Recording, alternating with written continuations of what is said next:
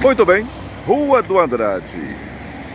E aqui eu vou apresentar a sede da Aspaz. É isso mesmo, aquela instituição que cuida das pessoas que têm o autismo, tá certo?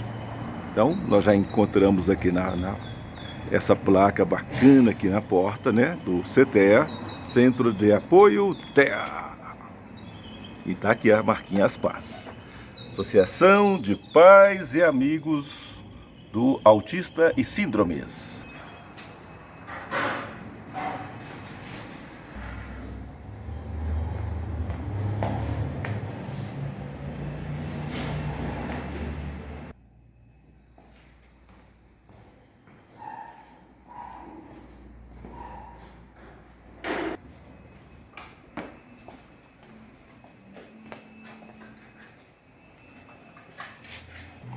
Muito bem, aqui com a presidente da Aspaz, Simone Barcelo. Simone, fala pra gente como é que você avalia o trabalho desenvolvido agora com uma sede para atendimento, uma sede, ou vamos dizer, uma sede própria, né?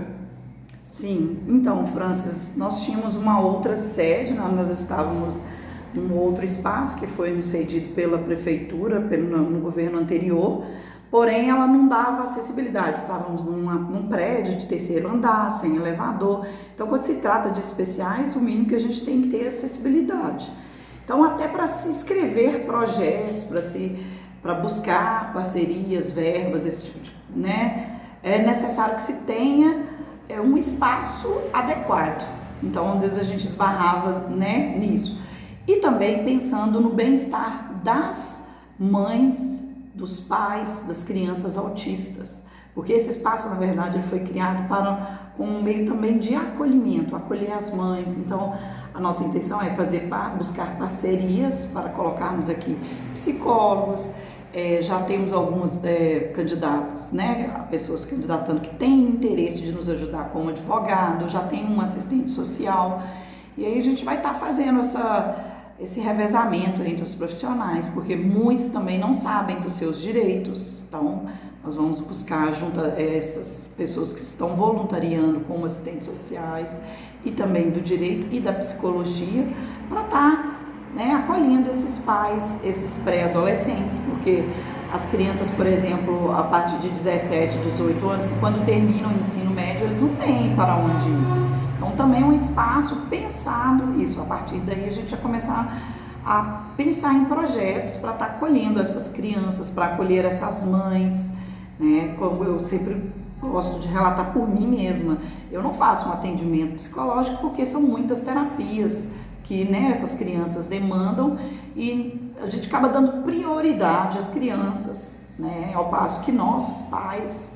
de autistas, também precisamos desse apoio, porque eles nos sugam, né? A gente vê muitas mães que às vezes deixam o emprego por não ter com quem deixar. Então a associação hoje a gente considera-se como uma rede de apoio, onde lá nós buscamos informações de profissionais, né? Hoje mesmo dentro do grupo teve uma troca interessante que nós não sabíamos, que a UFOP oferece alguns cursos, inclusive parece que é vôlei, taekwondo. Então, assim, são coisas que tem, que a associação, esse grupo se ajuda o tempo todo, né? Então, hoje, no grupo, como participantes, nós temos 278 participantes.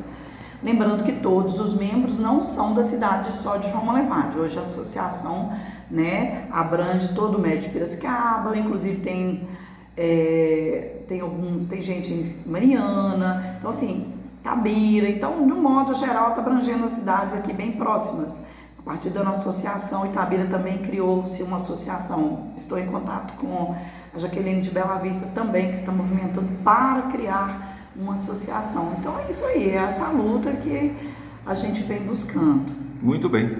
Simone, esses profissionais que você citou, possíveis colaboradores, não é mesmo? De forma voluntária. Uhum. Eles podem se apresentar aqui, eles devem entrar em contato. Como que é feito para a pessoa participar?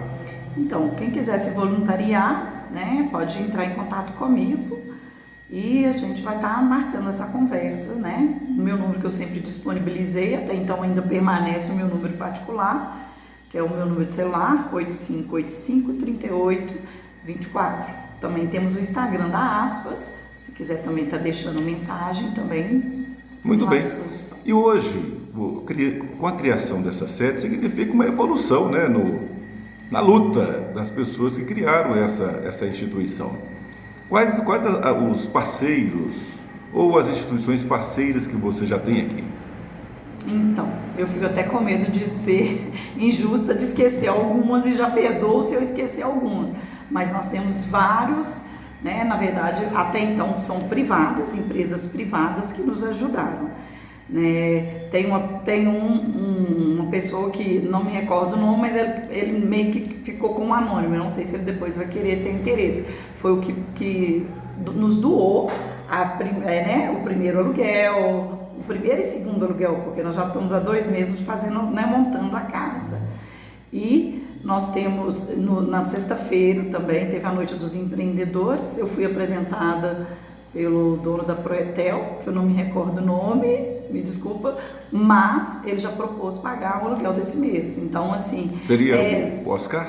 Isso, muito bem, o Oscar. Ele, falando sobre a nossa história, o Gustavo Maciel nos apresentou e eu falei sobre a associação e ele se sensibilizou. Muito falou bom. Que nós podemos contar com ele, que o aluguel desse mês ele vai estar pagando. E assim, somos nós pais que estamos aí em busca de pagar a CEMIG, ainda nós não colocamos a internet, até por isso mesmo, porque nós não temos... Então, as despesas são dos pais? Sim, a princípio... Certo. E alguns colaboradores, como você citou aí? Sim, alguma, por exemplo, a Medilab, alguma coisa aqui em relação à mobília. Nós tivemos alguns outros, né, ajudas, até mesmo de voluntários de pais que vieram, que ajudando até colocar alguma coisa no lugar, uma cortina, etc. Né? Muito bem. Agora, o que você pode falar sobre a questão da evolução no tratamento com as pessoas que têm o autismo? Porque a gente sabe que o autismo é uma deficiência, não é?